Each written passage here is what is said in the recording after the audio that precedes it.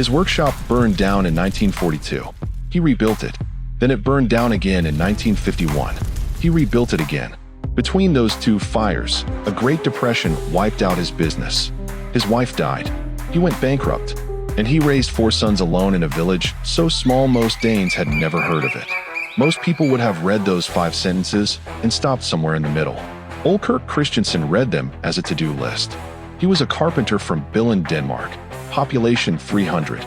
No money. No investors. No plan beyond the next piece of wood in his hands. But he had one thing that 5 disasters could not take from him. He knew how to build things. And people who truly know how to build things do not stop building simply because someone sets their workshop on fire. Twice. This is the story of Lego, and it begins in the ash. Ole Kirk Christiansen was born in 1891 in Omvrå, Denmark, the 7th of 12 children in a farming family, so poor that the children were sent to work before they could finish school. Ole Kirk left school at age 9 to work on farms. He was 12 when he became a carpenter's apprentice. By his early 20s, he had mastered his craft and moved to the small village of Billund, population 300, where he set up a carpentry workshop making furniture, wooden houses, and whatever his neighbors needed built. He was a craftsman in the old sense. Someone who made things that were honest and well-built and meant to last. His business was modest, but it was his. His wife Christine stood beside him through the early years. The specific, warm, steady presence of a person who makes everything else possible. And for a while the world was ordinary and good. In 1929, the Great Depression hit Europe and destroyed the market for furniture and home building overnight. Ole Kirk's customers disappeared. His orders vanished. He had debts he could not pay and a workshop full of wood he could not sell. He had to do something with the wood or lose everything. So he started making small wooden toys. Not because he had a vision for a toy company. Because he had wood, he had tools, and he had children who needed to be fed. He carved ducks on wheels. He made wooden cars. Simple toys made with the same precision and care he brought to everything he built. And the toys sold. Not in great numbers, but enough. Enough to keep the workshop open. Enough to keep the family alive. And then in 1932, Christine died.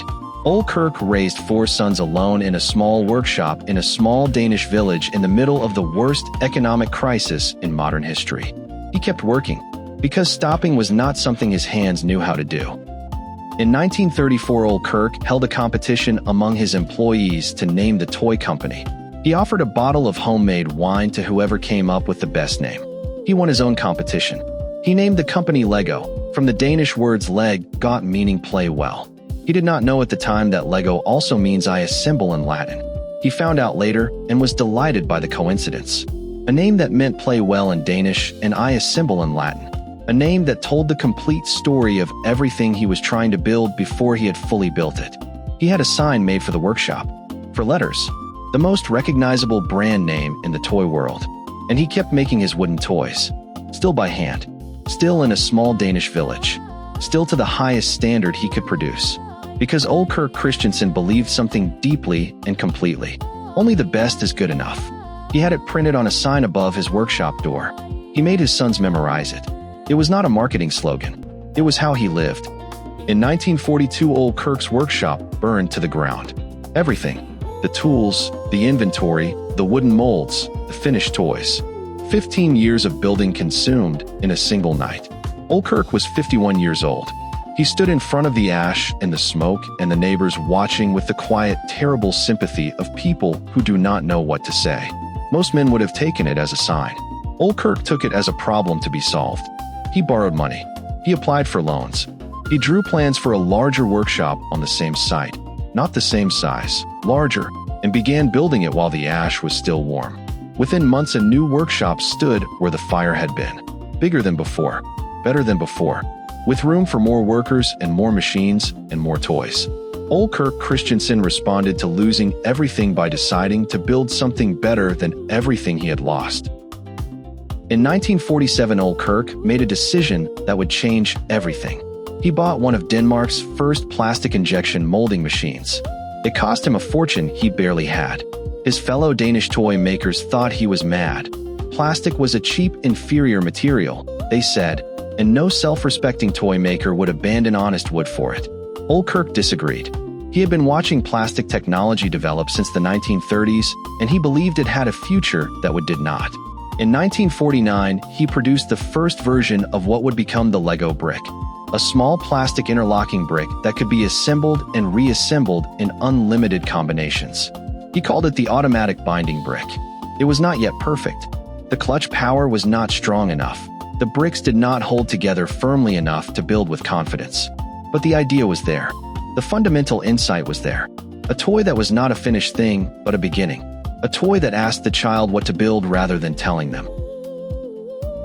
In 1951, the workshop burned down again. The same site, the same man, 60 years old now. Everything is gone again. The neighbors who had watched the first fire and the rebuild watched the second fire with something beyond sympathy, something closer to awe, because they already knew what Ole Kirk would do. He would rebuild. And he did. Same answer, same determination, same refusal to let circumstances write the ending of his story. But this time, something was different. This time, Ole Kirk rebuilt with the plastic brick at the center of everything. The wooden toys, the ducks, the cars, the ladders were discontinued. Lego was now a plastic company. The fire had cleared the ground one final time, and Ole Kirk had used the clearing to make the last great commitment of his working life. Everything from here was plastic. Everything from here was the brick. Everything from here was Lego.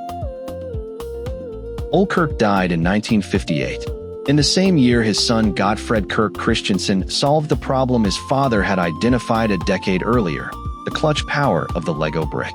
Godfred's solution was the tubes inside the brick, the hollow cylinders that grip the studs of the brick below them, creating the specific satisfying click that has defined Lego for 65 years. On January 28, 1958, the modern Lego brick was patented. Ole Kirk died 3 months later. He never saw the empire that grew from the brick he invented. He never saw Legoland. He never saw the billion bricks sold. He never saw his small Danish village become the toy capital of the world. He saw the idea. He saw the brick. He saw the name above the door. And he saw 2 workshops burn and rise again. That was enough. Because Ole Kirk Christiansen did not build Lego to see its finish. He built it because only the best is good enough. And he could not stop until it was. Today, Lego is the most powerful toy brand on Earth. It produces more than 40 billion bricks a year, enough to circle the globe 5 times. It is the world's most profitable toy company. It has been voted the world's most reputable company by consumers multiple times. Legoland draws millions of visitors every year to Billund, the tiny Danish village that was once home to 300 people and 1 carpenter's workshop. Every Lego brick made today connects with every Lego brick made in 1958 with the same click. The system Ole Kirk imagined and Godfred perfected has not changed in 65 years. Because only the best is good enough. A carpenter from Denmark lost everything twice. His wife died. The Depression took his customers. 2 fires took his workshop. And from every single one of those losses, he built something. Not because loss made him stronger, but because he was the kind of person who builds. And people who build do not stop building simply because someone sets their workshop on fire. Subscribe to Zero to Toon, because every week we bring you the stories of the people who refuse to stop. Your story might be next.